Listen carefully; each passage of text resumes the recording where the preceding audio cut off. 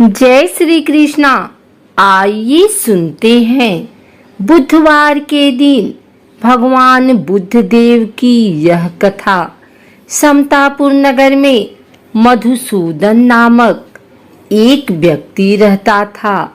वह बहुत धनवान था। मधुसूदन का विवाह बलरामपुर नगर की सुंदर लड़की संगीता से हुआ था। एक बार मधुसूदन अपनी पत्नी को लेने बुधवार के दिन बलरामपुर गया। मधुसूदन ने पत्नी के माता पिता से संगीता को विदा कराने के लिए कहा। माता पिता बोले, बेटा आज बुधवार है, बुधवार को किसी भी शुभ कार्य के लिए यात्रा नहीं करते। लेकिन मधुसूदन नहीं माना। उसने ऐसी शुभ अशुभ की बातों को न मानने की बात कही। दोनों ने बैलगाड़ी से यात्रा प्रारंभ की। 2 कोस की यात्रा के बाद उसकी गाड़ी का एक पहिया टूट गया। वहां से दोनों ने पैदल ही यात्रा शुरू की। रास्ते में संगीता को प्यास लगी। मधुसूदन उसे एक पेड़ के नीचे बैठाकर जल लेने चला गया। थोड़ी देर बाद जब मधुसूदन कहीं से जल लेकर वापस आया तो वह बुरी तरह हैरान हो उठा, क्योंकि उसकी पत्नी के पास उसकी ही शक्ल सूरत का एक दूसरा व्यक्ति बैठा था। संगीता भी मधुसूदन को देखकर हैरान रह गई। वह दोनों में कोई अंतर नहीं कर पाई। मधुसूदन ने उस व्यक्ति से पूछा, तुम कौन हो और मेरी पत्नी के साथ क्यों बैठे हो? मधुसूदन की बात सुनकर उस व्यक्ति ने कहा, अरे भाई, यह मेरी पत्नी संगीता है। मैं अपनी पत्नी को ससुराल से विदा करा कर लाया हूँ। लेकिन तुम कौन हो जो मुझसे ऐसा प्रश्न कर रहे हो? मधुसूदन ने कहा, तुम जरूर कोई चोर या ठग हो। यह मेरी पत्नी संगीता है। मैं इसे पेड़ के नीचे बैठाकर जल लेने गया था। इस पर उस व्यक्ति ने कहा, अरे भाई, झूठ तो तुम बोल रहे हो। संगीता को प्यास लगने पर जल लेने तो मैं गया था। मैंने तो जल लाकर अपनी पत्नी को पिला भी दिया। अब तुम चुपचाप यहाँ से चलते बनो, नहीं तो किसी सिपाही को बुलाकर तुम्हें पकड़वा दूंगा। दोनों एक दूसरे से लड़ने लगे। उन्हें लड़ते देख बहुत से लोग वहां एकत्र हो गए। नगर के कुछ सिपाही भी वहां आ गए। सिपाही उन दोनों को पकड़कर राजा के पास ले गए। सारी कहानी सुनकर राजा भी कोई निर्णय नहीं कर पाया। संगीता भी उन दोनों में से अपने वास्तविक पति को कहीं नहीं पहचान पा रही थी। राजा ने दोनों को कारागार में डाल देने के लिए कहा। राजा के फैसले पर असली मधुसूदन भयभीत हो उठा। तभी आकाशवाणी हुई, मधुसूदन, तूने संगीता के माता पिता की बात नहीं मानी और बुधवार के दिन अपने ससुराल से प्रस्थान किया।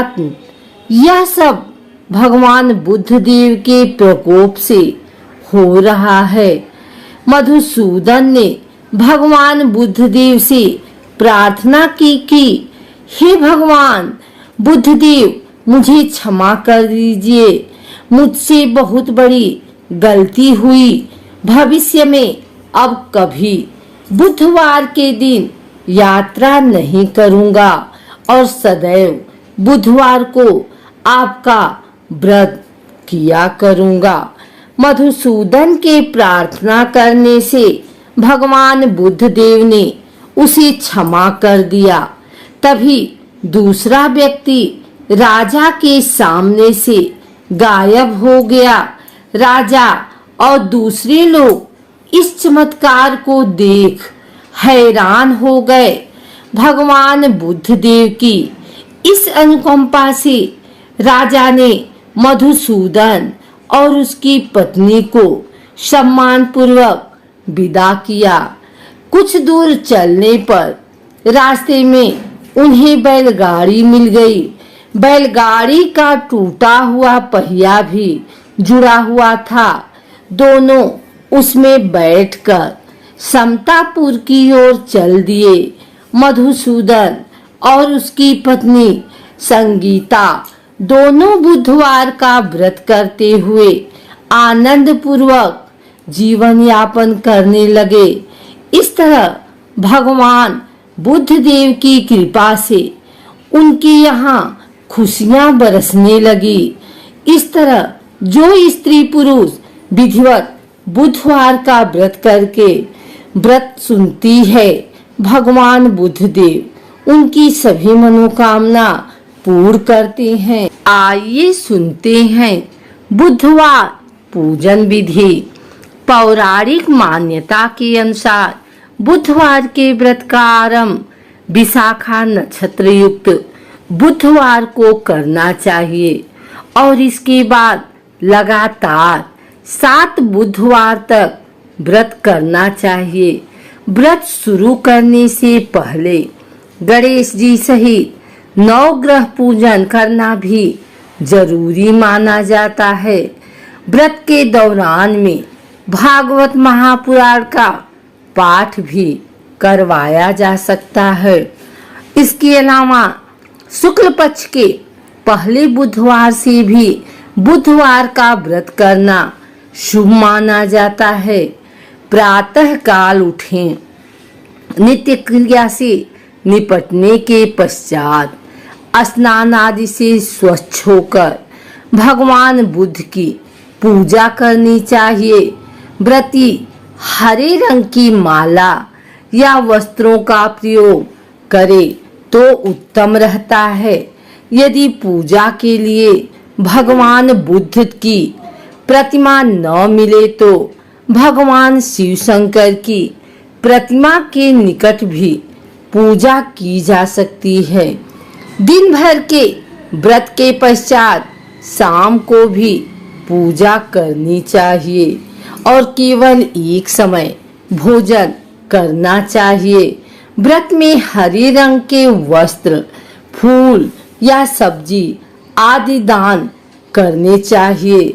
इस दिन एक समय दही, मूंग दाल का हलवा या फिर हरी वस्तु से बनी चीजों का सेवन करना चाहिए। कहते विधि विधान से अगर इस व्रत को किया जाए तो जीवन में सुख शांति रहती है और घर धन धान्य से भरे रहते हैं। माता लक्ष्मी भी व्रती की मनोकामनाएं पूर्ण करती हैं।